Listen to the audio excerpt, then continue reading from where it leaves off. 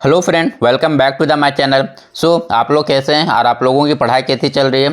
जी हाँ दोस्तों, अब जो सीडीपीओ का एग्ज़ाम है वो काफ़ी नज़दीक आ गया है। जैसा कि आप लोगों को पता है कि जेपीएससी के द्वारा जो सीडीपीओ के एग्ज़ाम का जो डेट निर्धारित किया गया था वो आप लोगों का 10 जून को निर्धारित किया गया है। तो आज 22 मई हो गया, तो आप लोगों के पास अब जो है काफ़ी कम समय बचा हुआ है। आप लोग जो है अपने चीज़ों को ज़्यादा से ज़्यादा रिविजन करें एंड ज़्यादा से ज़्यादा प्रैक्टिस सेट पर ध्यान लगाएं। और प्रैक्टिस सेट में आप लोगों का कहाँ पर गड़बड़ हो रहा है उसे आप जरूर ध्यान में रखें और इसे सुधारने की कोशिश करें। बाकी दोस्तों, हम लोग जो है झारखंड जीके के महत्वपूर्ण टेस्ट सीरीज को चला रहे थे। आज हम लोगों का ये 16वां क्लास होगा। इससे पहले हम लोग 15 क्लास को कंप्लीट कर चुके हैं। और दोस्तों, अगर ये टेस्ट सीरीज आपको अच्छा लग रहा हो और टेस्ट सीरीज से आपको हेल्प मिल रहा हो तो वीडियो पर एक लाइक और एक कमेंट जरूर करें।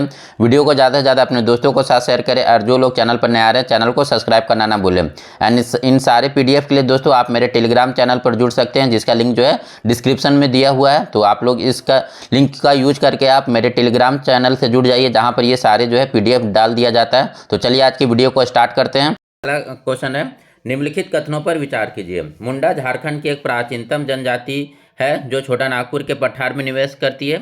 दूसरा कथन है, मुंडाओं के शासकीय व्यवस्था के अंतर्गत खुटखट्टी गांव का एक प्रथम स्थान होता है। तो यहाँ पर कौन सा कथन सत्य है ये पूछा जा रहा है। तो यहाँ पर जो है दोनों कथन सही है, यानी जो यहाँ पर करेक्ट आंसर होगा ऑप्शन सी हो जाएगा 1 और 2। अगला क्वेश्चन है हमारा, मुगल सेनापति शहबाज खां कम्बू ने 1585 ईस्वी में किस नागवंशी राजा को पराजित किया था? मधुकर शाह, देव शाह, राम शाह या रघुनाथ शाह? तो मुगल सेनापति शहबाज खान ने 1585 ईस्वी में जो है मधुकर शाह को हराया था, यानी जो यहाँ पर करेक्ट आंसर होगा ऑप्शन ए हो जाएगा। बाकी आपको पता है कि शहबाज खान जो है किसका सेनापति था? तो ये अकबर का सेनापति था। नेक्स्ट क्वेश्चन पर चलते हैं, पढ़ा पंचायत का अन्य कार्य क्या है? यहाँ पर जो है पढ़ा पंचायत के अन्य कार्यों में क्या क्या शामिल है? तो सामाजिक हित संबंधित कार्य, ये सही है। उसके बाद आर्थिक हित संबंधित कार्य, ये भी सही है। नेक्स्ट है धार्मिक व्यवस्था से सुदृढ़ रखने से संबंधित कार्य, ये भी सही है। यानी जो यहाँ पर करेक्ट आंसर होगा ऑप्शन डी, उपयुक्त में से सभी जो कार्य है ये पढ़ा पंचायत के कार्यों में से शामिल है। अगला क्वेश्चन है, खोंड जनजाति के संदर्भ में निम्न कथनों पर विचार कीजिए। कुहिया, डोंगरिया तथा दोसिया नामक 3 समूह खोंड में विभाजित है। ठीक है, यहाँ पर जो पूछा जा रहा है कि खोंड जनजाति है जो 3 समूह में विभाजित है, कौन कौन? कुहिया, डोंगरिया और देसिया। अगला है, इनके प्रमुख देवता बुरा पेनु या बेलापून है। इनमें से कौन सा कथन सही है? तो यहाँ पर जो कथन है ये दोनों कथन सही हो जाएगा। अगला क्वेश्चन है, लोबीर किसे कहा जाता है? लोबीर किसे कहा जाता है? तो 5 व्यक्तियों की न्यायिक पंचायत को निष्पक्ष बनाने के लिए अलग संस्थान का निर्माण किया जाता है, उसे लोबीर किया जाता है। तो लोबीर के बारे में ये कथन सही है।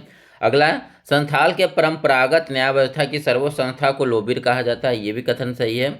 नेक्स्ट है कि ओल्ड हंट काउंसिल को भी लोबीर कहा जाता है, ये भी कथन सही है। तो लोबीर के बारे में ये तीनों कथन जो है सही है। तो यहाँ पर जो करेक्ट आंसर होगा ऑप्शन डी हो जाएगा। चलते हैं नेक्स्ट क्वेश्चन की तरफ। उरांव जनजाति के संदर्भ में निम्नलिखित कथनों पर विचार कीजिए। इस जनजाति का मुख्य पेशा कृषि है। ठीक है, ये उरांव जनजाति का जो मुख्य पेशा है वो कृषि से संबंधित है। अगला है, सामाजिक व्यवस्था के अंतर्गत उरांव जनजाति में युवा गृह, धूमकाड़िया या अखड़ा का महत्वपूर्ण स्थान है, ये भी कथन सही है। तो यहाँ पर जो करेक्ट आंसर होगा ऑप्शन 1 और 2 दोनों हो जाएगा। उरांव जनजाति के बारे में ये दोनों कथन सही है। नेक्स्ट क्वेश्चन देखते हैं, हूल झारखंड पार्टी का विभाजन किस वर्ष किया गया था? तो हूल झारखंड पार्टी का जो विभाजन है वर्ष 1970 ईस्वी में होता है, यानी जो यहाँ पर करेक्ट आंसर होगा ऑप्शन बी हो जाएगा। बाकी आपको पता है कि हूल झारखंड पार्टी का जो स्थापना होता है वर्ष 1969 में जस्टिन रिचर्ड के द्वारा होता है। तो इस पॉइंट को आप ध्यान में रखिएगा। अगले क्वेश्चन की तरफ चलते हैं, झारखंड समन्वय समिति के संयोजन कौन थे? ठीक है, झारखंड समन्वय समिति के संयोजक या संयोजन कौन थे? तो झारखंड समन्वय समिति जो है इसके संयोजक थे ये विश्वेश्वर प्रसाद केसरी, यानी जो यहाँ पर करेक्ट आंसर होगा ऑप्शन ए हो जाएगा। बाकी आपको पता है कि झारखंड समन्वय समिति का गठन कब होता है? तो वर्ष 1987 में जो है झारखंड समन्वय समिति का गठन होता है। चलिए नेक्स्ट क्वेश्चन देखते हैं, सदान कौन है? सदान कौन है? तो गैर जनजाति मूल निवासियों को हम लोग सदान कहते हैं, यानी यहाँ पर करेक्ट आंसर होगा ऑप्शन ए हो जाएगा। सदान कौन है? तो गैर जनजाति मूल निवासी को सदान कहा जाता है। अगला क्वेश्चन है, रांची में साइमन कमीशन के विरुद्ध आंदोलन का नेतृत्व करने वाले कोढ़ा पांडे कहाँ के निवासी थे? पलामू, रांची, हजारीबाग या जमशेदपुर? तो रांची में जो है साइमन कमीशन का विरोध करने वाले जो नेतृत्व करता थे कोढ़ा पांडे, ये कहाँ के निवासी थे? ये तो इनका मूल निवास पलामू के थे, यानी यहाँ पर करेक्ट आंसर होगा ऑप्शन ए हो जाएगा। नेक्स्ट क्वेश्चन है हमारा, 1930 ईस्वी में इनमें से किसने किसान सभा की स्थापना की थी? तो किसान सभा की स्थापना जो है ठेबले उरांव के द्वारा किया जाता है, यानी जो यहाँ पर करेक्ट आंसर होगा ऑप्शन ए हो जाएगा। ठीक है, ठेबले उरांव के द्वारा किया जाता है 1930 ईस्वी में। नेक्स्ट क्वेश्चन है, निम्न में से किस तिथि को भोक्ता सरदार के चौमोगढ़ पर डाल्टन के द्वारा हमला किया गया था? तो भोक्ता सरदार पर जो है डाल्टन के द्वारा कब हमला किया गया था? तो ये 23 सितंबर 1857 को, यानी जहाँ करेक्ट आंसर होगा ऑप्शन बी हो जाएगा। नेक्स्ट क्वेश्चन देखते हैं। कार्तिक उरांव भारत लौटने के पश्चात कहाँ नौकरी किए थे? तो जवाहरलाल नेहरू के कहने पर कार्तिक उरांव जो है लंदन से भारत लौटते हैं और उसके बाद आने के बाद ये एचएससी में नौकरी करते हैं, यानी यहाँ पर करेक्ट आंसर होगा ऑप्शन डी हो जाएगा। नेक्स्ट क्वेश्चन है, निम्नलिखित में कौन सा कथन सत्य है? तिलका मांझी की तरह सिद्धू कानू ने भी अपने अन्य दो भाइयों चांद और भैरव के साथ अंग्रेजों के विरुद्ध लोहा लिया। ये बिल्कुल सही कथन है। अगला है, 1857 के विद्रोह के समय रामगढ़ बटालियन का जो मुख्यालय ये रांची में था, ये भी कथन सही है। सो यहाँ पर जो दोनों कथन हो जाएगा वो सही हो जाएगा। नेक्स्ट क्वेश्चन की तरफ चलते हैं। तेलंगा खड़िया के पिता का क्या नाम है? ठीक है, यहाँ पर पूछा जा रहा है कि तेलंगा खड़िया के पिता का क्या नाम है। तो यहाँ पर जो तेलंगा खड़िया के पिता का नाम था ढुइया खड़िया, यानी यहाँ पर करेक्ट आंसर होगा ऑप्शन बी हो जाएगा। तेलंगा खड़िया के पिता का नाम है ढुइया खड़िया और माता के भी नाम याद रखिए पेतो खड़िया। बाकी बात किया जाए तेलंगा खड़िया का जन्म कब होता है, तो इनका जन्म जो है 9 जनवरी 1806 ईस्वी में। ठीक है, 9 जनवरी 1806 ईस्वी में गुमला में होता है। ठीक है, तेलंगा खड़िया का जन्म कब? 9 जनवरी 1806 ईस्वी में गुमला में।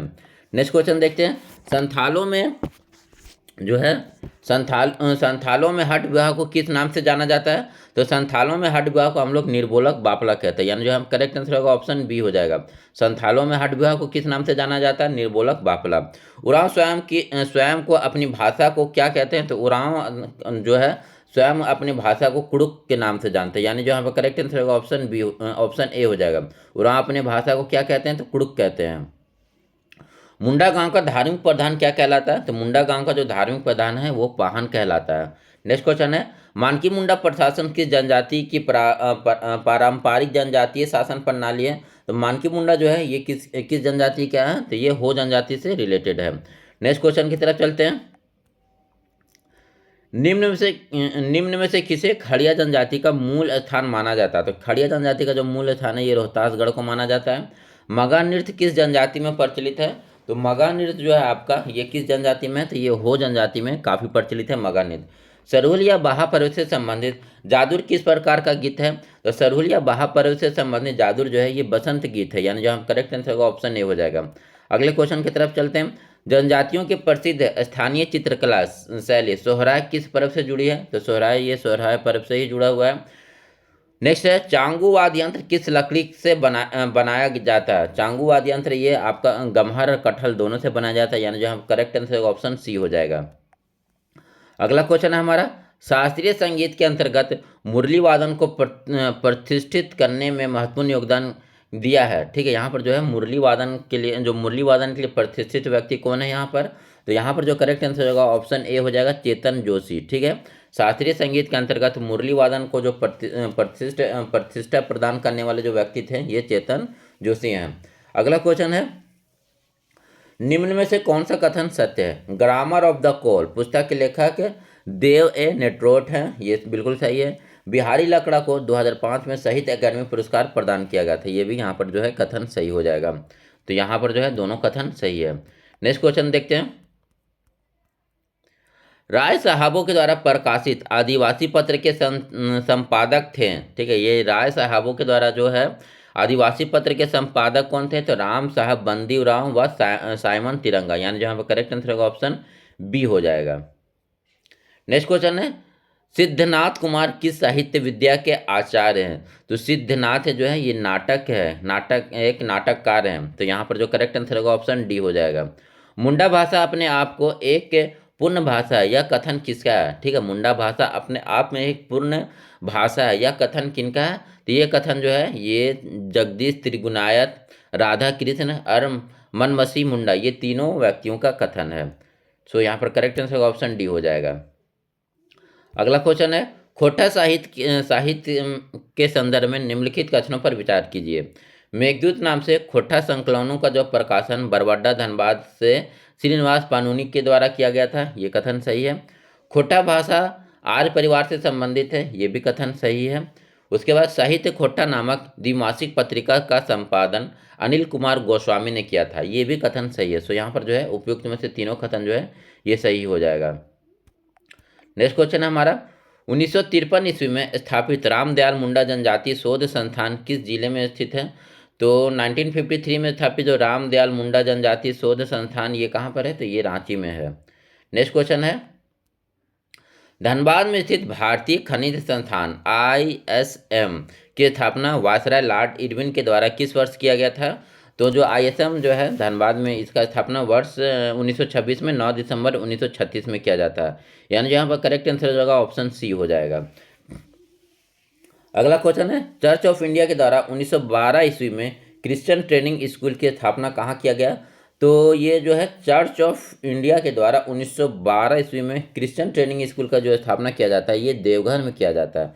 यानी यहाँ पर करेक्ट आंसर होगा ऑप्शन बी हो जाएगा। नेक्स्ट क्वेश्चन देखते हैं, बिरसा मुंडा पुरस्कार से सम्मानित अरुणा मिश्रा का संबंध किस खेल से है? तो ये काफ़ी चर्चित खिलाड़ी हैं दोस्तों, तो इन्हें आप जरूर ध्यान में रखिए। तो अरुणा मिश्रा का जो संबंध है ये बॉक्सिंग से है। यानी जहाँ पर करेक्ट आंसर होगा ऑप्शन ए हो जाएगा। तो इस क्वेश्चन को आप स्पेशली याद रखिए, खेल और खिलाड़ी से संबंधित अरुणा मिश्रा का संबंध किस खेल से है? तो बॉक्सिंग से है। अगला क्वेश्चन है, क्रिकेट में झारखंड को राष्ट्रीय पहचान दिलाने वाले खिलाड़ी कौन है? तो यहाँ पर जो है महेंद्र सिंह धोनी, रमेश सक्सेना, दलजीत सिंह और वेंकटरमन, सब्बा करीम और हरी गिडवानी। तो यहाँ पर जो है सभी हो जाएंगे, सभी खिलाड़ी जो है क्रिकेट में झारखंड को पहचान दिलाए। महेंद्र सिंह धोनी खासकर जो है सबसे ज़्यादा जो प्रसिद्धि मिला है ये महेंद्र सिंह धोनी से मिला है। अगले क्वेश्चन की तरफ चलते हैं। अगला क्वेश्चन हमारा, सुब्रतो कप फुटबॉल टूर्नामेंट में झारखंड का कौन सा जो है कौन स्कूल कई बार अखिल भारतीय चैंपियन बना है? तो यहाँ पर कौन सा स्कूल है जो कई बार अखिल भारतीय चैंपियन बना था? सेंट एग्नियस गुमला या खेल उच्च विद्यालय बोकारो ARB दोनों? तो यहाँ पर जो करेक्ट आंसर होगा ऑप्शन सी हो जाएगा। ये दोनों जो है स्कूल झारखंड को सुब्रतो कप में कई बार जो है चैंपियन बनाया है। नेक्स्ट क्वेश्चन है, निम्नलिखित में कौन सा कथन सत्य है? जयपाल सिंह मुंडा 1928 ईस्वी में आम्स्टरडम ओलंपिक में भारत के हॉकी टीम का नेतृत्व किया था। ये कथन सही है। दीपमाला देवी का संबंध जो है एथलीट्स खेल से है। ये भी कथन सही है। सो यहाँ पर जो करेक्ट आंसर होगा ऑप्शन सी हो जाएगा 1 और 2। प्रवीण कुमार का संबंध किस खेल से है? तो प्रवीण कुमार जो है ये वॉलीबॉल के खिलाड़ी है। यानी जहाँ पर करेक्ट आंसर होगा ऑप्शन ए हो जाएगा। झारखंड में जैव विविधता के संदर्भ में निम्नलिखित कथनों पर विचार कीजिए। रांची में पाई जाने वाली कुल पादप प्रजातियों की संख्या 177 है। जैव विविधता की दृष्टि से झारखंड काफी समृद्ध प्रदेश है। उपयुक्त में से कौन सा कथन सत्य है? तो यहाँ पर जो है दोनों कथन सही हो जाएगा। नेक्स्ट क्वेश्चन देखते हैं, निम्नलिखित में कौन सा कथन सत्य है?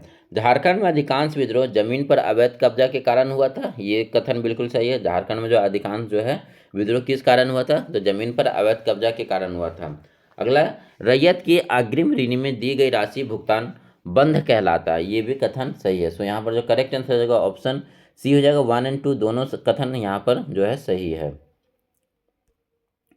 अगला क्वेश्चन देखते हैं, छोटा नागपुर काश्तकारी अधिनियम 1908 में 8 की 71A जो अनुसूचित जाति को गैर कानूनी रूप से अंतरण किए गए जमीन में अनुसूचित जाति के सदस्यों का अधिकार बहाल करने की शक्ति प्रदान करता है। इसे डैश कानून के द्वारा डाला गया था। तो ये किस कानून के द्वारा डाला गया था? तो बिहार अनुसूचित क्षेत्र नियम 1969 के द्वारा इस कानून को डाला गया था।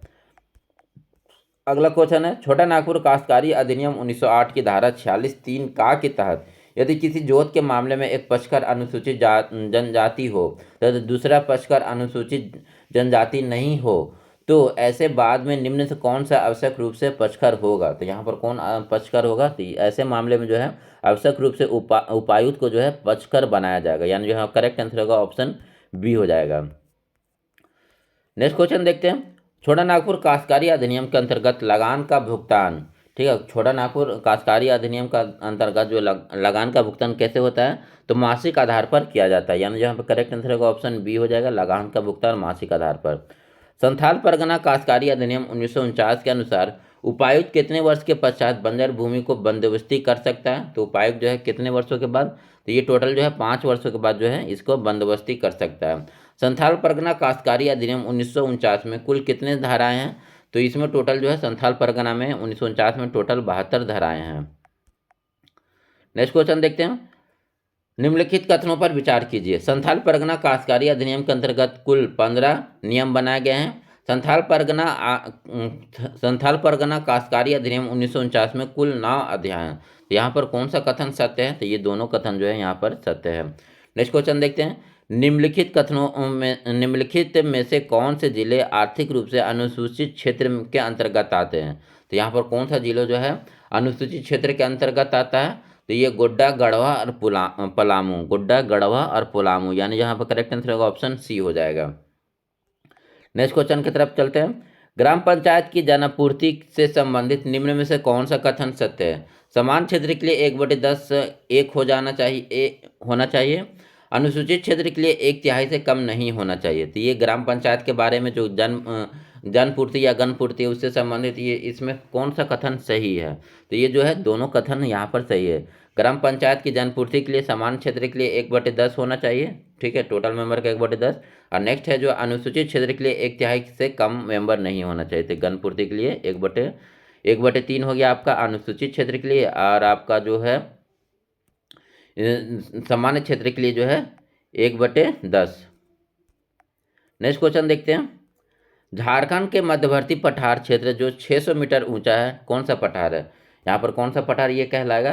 तो ये हो जाएगा आपका रांची और हजारीबाग पठार। ये दोनों का जो ऊंचाई है मध्यवर्ती पठार, ये दोनों की ऊंचाई लगभग 600 मीटर है, यानी जो यहाँ करेक्ट आंसर होगा ऑप्शन ए हो जाएगा। सर्वाधिक जनसंख्या वाला जिला आपको पता है ये रांची हो जाएगा, यानी जो यहाँ पर करेक्ट आंसर होगा ऑप्शन बी हो जाएगा, सर्वाधिक जनसंख्या वाला जिला रांची। नेक्स्ट क्वेश्चन देखते हैं हम लोग। निम्न कथनों पर विचार कीजिए। पाट और राजमहल क्षेत्र जहां मुख्य रूप से लेटराइट मृदा विस्तृत है, इस क्षेत्र की संरचना में लावा मुख्य रूप से पाया जाता है। झारखंड में लाल मृदा महत्वपूर्ण रूप से पाई जाती है जो ग्रेनाइट और निस चट्टानों के अनावृतीकरण के द्वारा बनी है। तो इनमें से कौन सा कथन जो है सही है? तो यहाँ पर जो है दोनों कथन आपका सही हो जाएगा, यानी जो यहाँ पर करेक्ट आंसर होगा ऑप्शन सी हो जाएगा। दोनों कथन यहाँ पर सही है, क्योंकि झारखंड में अधिकतर जो है लाल मिट्टी ही पाया जाता है, लगभग 80% जो है झारखंड में लाल मिट्टी पाया जाता है। नेक्स्ट क्वेश्चन देखते हैं। जमुनिया एवं कोनार नदी किस नदी की सहायक नदी है? जमुनिया और कोनार किस नदी की सहायक नदी है? तो ये दोनों जो है जमुनिया और कोनार नदी ये दामोदर की सहायक नदी, यानी जो यहाँ पर करेक्ट आंसर होगा ऑप्शन बी हो जाएगा। नेक्स्ट क्वेश्चन देखते हैं। हजारीबाग का सूर्य कुंड झारखंड का सबसे ज़्यादा गर्म पानी का तापमान कितना है? तो ये 88 डिग्री सेंटीग्रेड या 190 88 डिग्री सेंटीग्रेड या 190 फ़ारेनहाइट हो जाएगा। नेक्स्ट क्वेश्चन है। झारखंड के निम्नलिखित में से किस जिले में गरगा बांध कहाँ पर स्थित है? तो झारखंड के किस जिले में जो है आपका गरगा बांध है? तो ये बोकारो में गरगा बांध। नेक्स्ट क्वेश्चन है।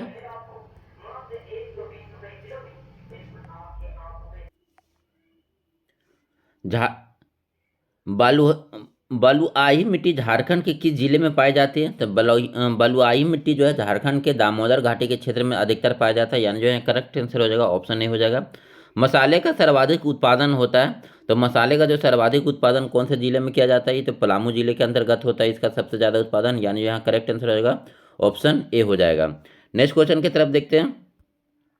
निम्न कथनों पर विचार कीजिए। मयूराक्षी परियोजना का मुख्य उद्देश्य बाढ़ नियंत्रण, विद्युत उत्पादन, सिंचाई तथा जल आपूर्ति है। ये कथन सही है। मयूराक्षी जो है इसका जो मुख्य उद्देश्य बाढ़ का नियंत्रण है, विद्युत का उत्पादन है, उसके बाद आपका सिंचाई करना है और जल आपूर्ति करना है।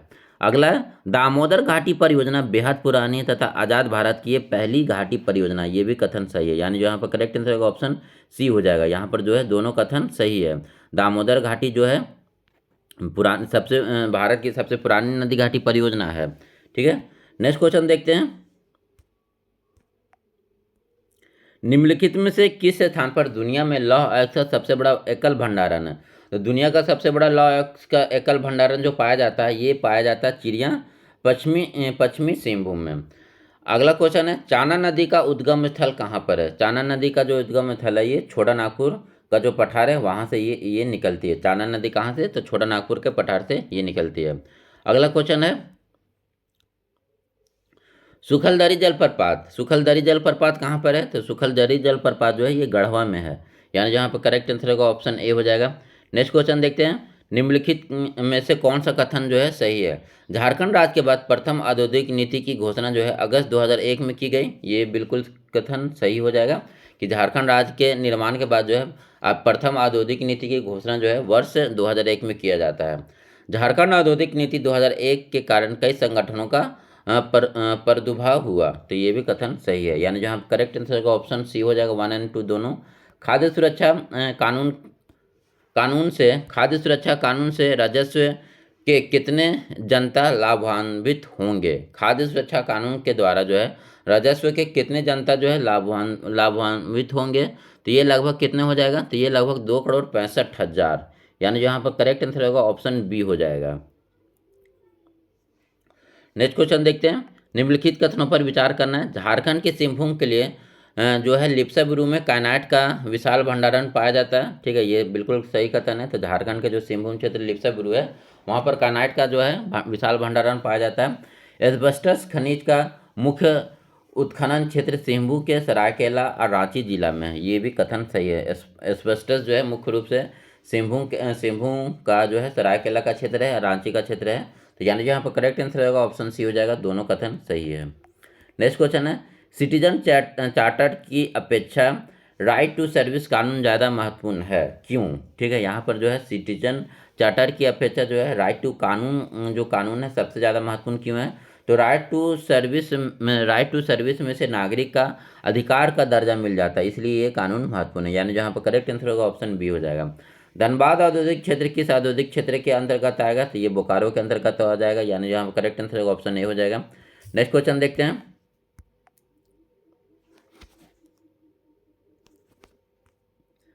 झारखंड निर्यात नीति 2015 का उद्देश्य है। झारखंड निर्यात नीति 2015 का मुख्य उद्देश्य क्या है? तो झारखंड निर्यात नीति जो है इसमें हो जाएगा निर्यात की स्थिति को बेहतर करना, बुनियादी ढांचों को मजबूत करना और निर्यात को बढ़ाना, निर्यात को है जो बढ़ावा देना। तो उपयुक्त में से सभी कथन जो हो जाएगा सही हो जाएगा।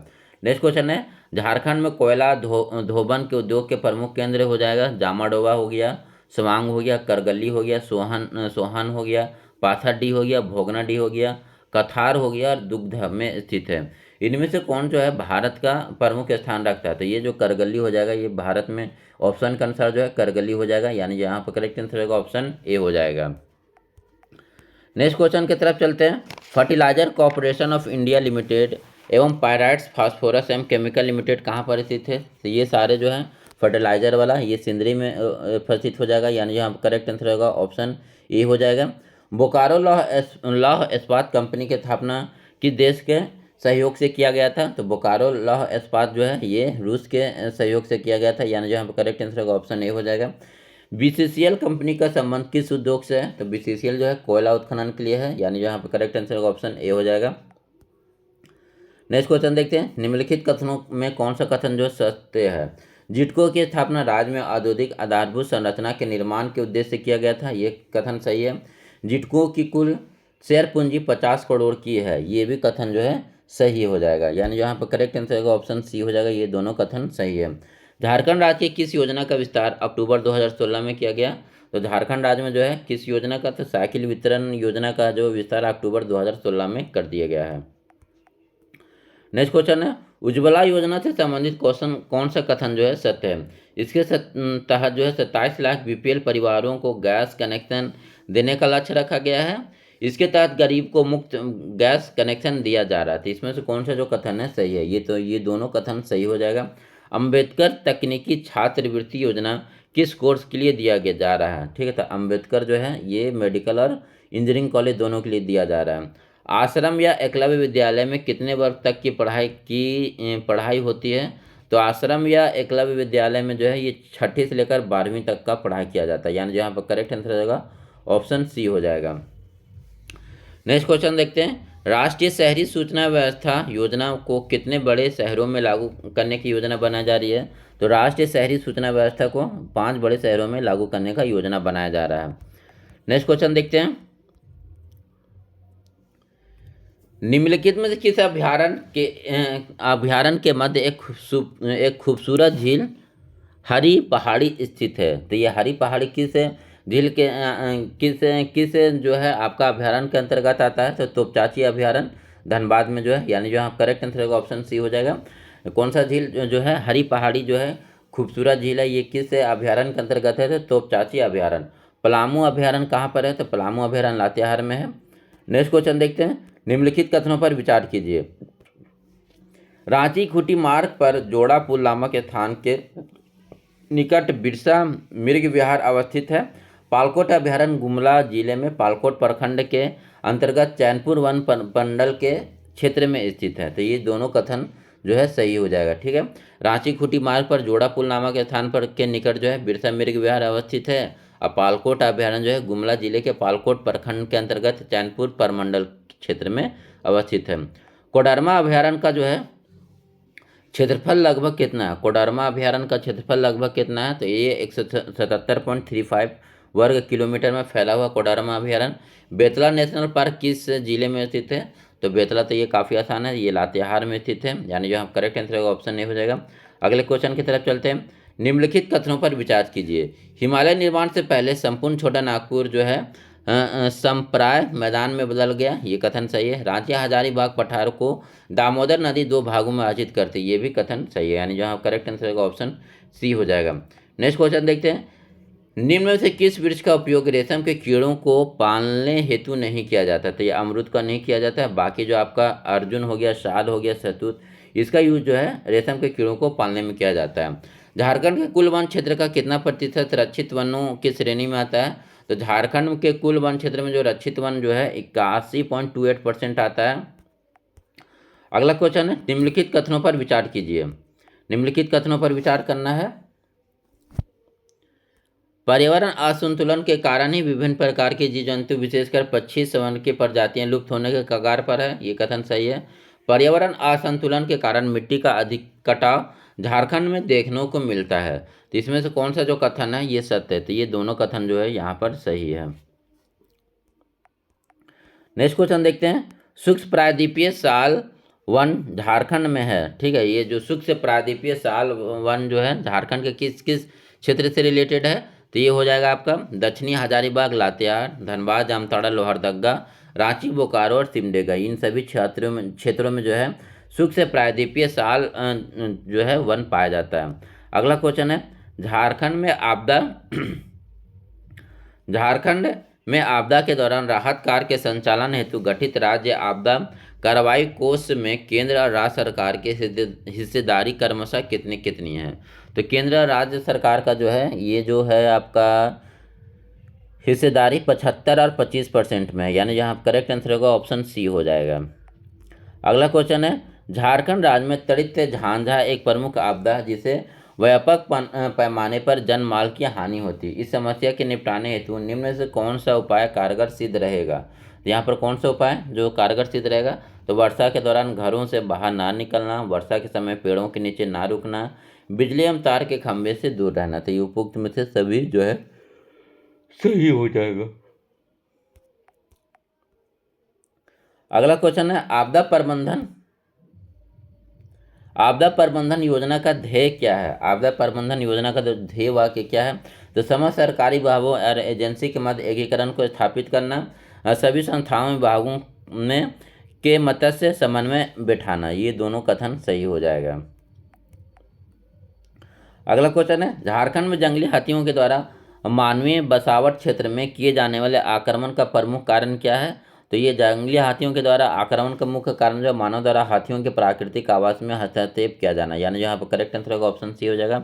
एवरेस्ट पर चढ़ने वाली झारखंड की प्रथम महिला कौन थी? तो एवरेस्ट पर चढ़ने वाली झारखंड की पहली महिला जो है प्रेमलता अग्रवाल। झारखंड राज्य में प्रथम महिला फास्टैग कोर्ट की स्थापना कहाँ की गई थी? तो झारखंड राज्य में प्रथम महिला फास्टैग कोर्ट का जो है ये रांची में इसका स्थापना किया गया था। अगला क्वेश्चन है, भारत में जैविक खेती प्रारंभ करने वाला पहला राज्य, भारत में जैविक खेती प्रारंभ करने वाला पहला राज्य जो है सिक्किम हो जाएगा। हाल में निम्न में से झारखंड के किस राजनेता को चैंपियन ऑफ चेंज अवार्ड 2019 के लिए घोषित किया गया? तो हेमंत सोरेन को। अगला क्वेश्चन है, हाल में व्यावसायिक विमान उड़ान वाली झारखंड की पहली महिला कौन बनी है? तो हाल में जो है व्यावसायिक विमान उड़ाने वाली झारखंड की पहली महिला जो है ये कौन बनी है? तो ये हो जाएगा आपका अनुप्रिया मधुमिता लकड़ा, यानी जहाँ करेक्ट आंसर होगा ऑप्शन ए हो जाएगा। नेक्स्ट क्वेश्चन देखते हैं, लोकसभा चुनाव 2020 में झारखंड कोडरमा संसदीय सीट से किस प्रत्याशी ने झारखंड के पूर्व मुख्यमंत्री बाबूलाल मरांडी को पराजित किया? तो कोडरमा से कौन जो है बाबूलाल मरांडी को पराजित करती है? तो ये अन्नपूर्णा देवी, यानी यहाँ करेक्ट आंसर होगा ऑप्शन बी हो जाएगा। स्कूल एजुकेशन क्वालिटी इंडेक्स 2021 में भारत के राज्यों एवं केंद्र शासित प्रदेशों में झारखंड का रैंक कौन सा रहा? तो इसमें जो झारखंड का रैंक बनता है ये कितना है? तो 34वां रैंक रहा ओवरऑल। 2011 में झारखंड के 2011 जनगणना के अनुसार झारखंड में सर्वाधिक अनुसूचित जनजाति की संख्या किस जिले में है? तो झारखंड में अनुसूचित जनजाति का जो सबसे ज़्यादा संख्या है ये कहाँ पर है? तो रांची में हो जाएगा, यानी जो है करेक्ट आंसर ऑप्शन डी हो जाएगा। 2019 में संपन्न झारखंड विधानसभा में कितने सीटों पर चुनाव किया गया था? तो 2019 में संपन्न जो झारखंड विधानसभा का जो टोटल चुनाव हुआ था 81 सीटों पर किया गया था। और 2019 में संपन्न झारखंड विधानसभा चुनाव में सर्वाधिक सीट पर विजय प्राप्त करने वाली पार्टी कौन थी? तो ये झामुमो हो जाएगा अपना झारखंड मुक्ति मोर्चा, यानी जो है करेक्ट आंसर होगा ऑप्शन सी हो जाएगा। सो इस वीडियो में इतना ही। वीडियो अगर अच्छा लगा तो वीडियो को लाइक एंड कमेंट जरूर करें। वीडियो को ज़्यादा से ज़्यादा अपने दोस्तों के साथ शेयर करें। Thank you for watching this video.